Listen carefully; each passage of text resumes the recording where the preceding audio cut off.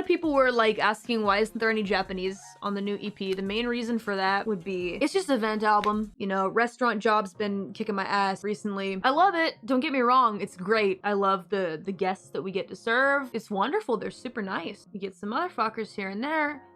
It's rough. So here goes my EP. The first song I actually wrote a long time ago. I wrote it basically more towards the beginning of my new job, where I was kind of like trying to figure out like how things were working. I guess how the new job worked and that kind of thing. It's rough. So the first song on the EP, kind of like a startup track, kind of getting used to what it's like to kind of have a bunch of eyes on your shit when you're somebody that was just like an underground nobody. Track number 2 is the vent track. It's the hardest hitting one, I would say. This says a lot of things that a lot of creators are thinking about. No, this isn't just famous, quote unquote, famous people. Has nothing to do with that. Anyone who makes things and has their eyes in their shit and gets people being, this is shit, you're garbage, you're an idiot, kill yourself. Yeah, anything like that. Like, even if you have 5 fucking viewers, everybody's like, the 3 people that are chatting are having a great time, and then one idiot comes and is like, fucking kill yourself, haha, idiot. Sucks. Fucking sucks. And like, people expect you to be professional and pretend like it doesn't suck. Bullshit. It's fucking bullshit, honestly. Idiotic. Like, you can ignore it and be a professional, and that's like the way. And there are people that can ignore it. There are people who can't fucking ignore it and bash their head against the wall every day and tweet rampantly every day maniacally. They can't hold it in. And then there are people like me who are in the middle, who are trying to figure it out, right? It's rough. Like, it's not easy shit. I'm sick of pretending like it's easy to manage, because it's fucking not. I'm not gonna sit here and pretend like it's no big deal. I'm so cool. I'm so above it all. I don't have feelings. I don't have emotions. I just sit here and do my job. Being famous every day. Look at me. Just sit here and do my job every day. Fuck that shit. Fuck it. Fuck it. Like, actually, fuck that shit. Fucking human beings that have feelings. Anyone who creates shit and gets hate on has fucking feelings. And like, you're allowed to say whatever the fuck you want. Hell, I was like that back in the day. Just go wherever I could and just talk shit about people. That's why I said karma hit me. Karma hit me smack in the face, because I was like that. Anyone I didn't like on Twitter, elsewhere, would just talk the stupidest bullshit. And here I am now. In a way, I can't even be upset about it, because that's what happens. That's what happens, man. It's gonna happen to you. And you know what? I deserve it. I deserve it. For the asshole that I was. So that's track 2. Kind of frustrating, but that's the truth of it. Back in the day. Honestly, I don't care if you're someone that has like 20k concurrent viewers or 5 concurrent viewers. If you're dealing with like creator stress, like, fuck yeah, dude. A lot of us do. It's normal. You shouldn't be held up to some godly standard. It's bullshit, but that's people for you. It's just how it is. It's fine. You try to grow from it. I've tried to grow, but I've hit a point where it got to a point where I just really want to play games with my friends more than anything in the world, and like just try to find a way to enjoy what I'm doing, you know, like block out the noise, but I can't. So I think it's okay to acknowledge that you're not a perfect human being. You try to be professional, but it's okay to slip up every once in a while. The freak out is track 2. We all know that. Track 3 is the coming down from the freaking out. You calm down a little bit. You start to be introspective. You start to kind of break down a little bit, but not in like an explosive way. It's like a slow come down where you kind of like sit back for a minute and like take it all in and like do a lot of introspection. It's a lot slower. I think track 3 is the best. A lot of people have been saying track 3 is their favorite. I'm glad you think so, because I thought it was, in the beginning, I thought it was the weakest, but I'm happy that you guys are like feeling it. That makes me really happy. Thank you. That's the come down track. And then track 4 is when things start to come together. Everything that we've gotten from tracks 1, 2, and 3 kind of compile together and be at the solution, which is to move onward. It's basically the love letter to You're an Ace Kid,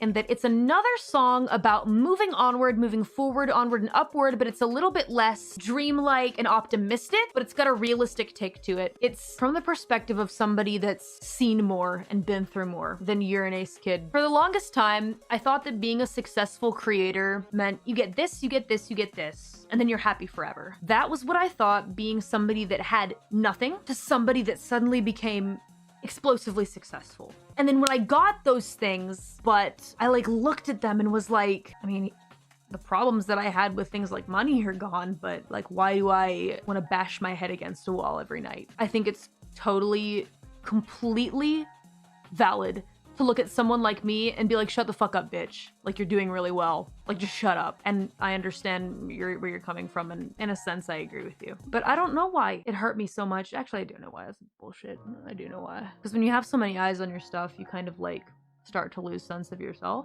you know? I completely understand those that may look at like people like me and say, oh, you've got everything you want, be happy. But at the same time, let's take a step back.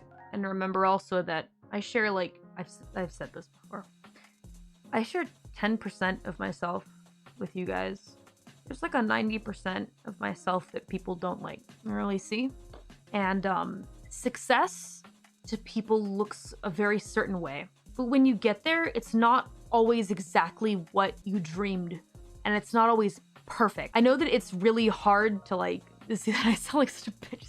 I don't even want to be here saying this because me from the past be like, shut the fuck up, you idiot. But I was sad for like a long time and I felt bad for being sad because I was doing well, but I was still sad. It felt like such bullshit, you know? Like such BS that I felt sad, but I was doing well.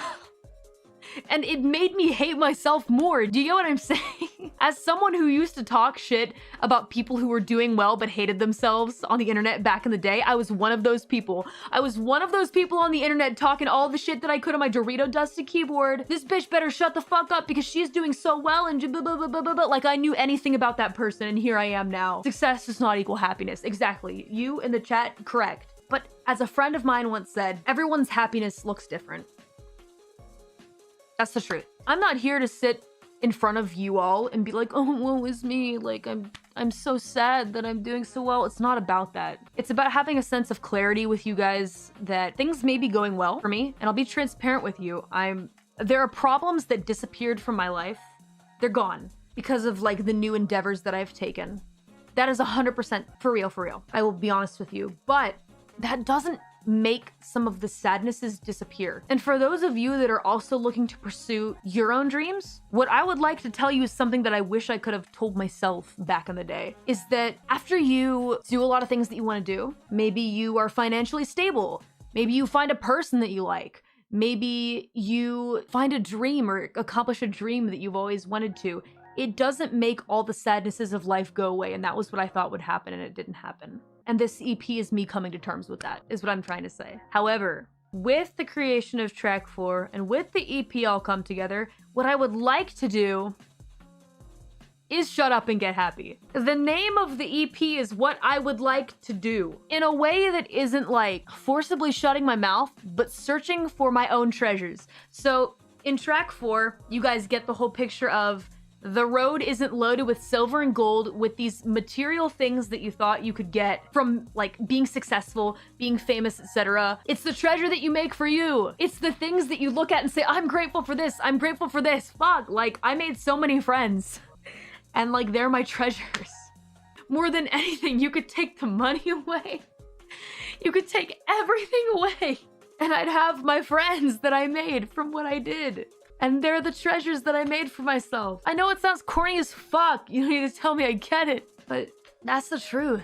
It's the treasure you make for you. No shit. I look every day outside my window and I'm like, wow, it's a beautiful day outside. I can walk outside and it's brisk. Like the weather is nice. I'm able to go outside and get myself a coffee and a bento box lunch and come home and do what I love for a living. And that's my treasure. I'm just gonna be real with you. That is the truth. You are wholesome. I'm glad you think so. I can be a son of a bitch sometimes. You guys will see that once we hang out more often. But this EP was written very much with feelings that I found during my time as like a professional content creator and also a waitress. So I just wanted to say that to you guys. That's what the EP is. We love you guys. I love you guys, my demons. Thank you.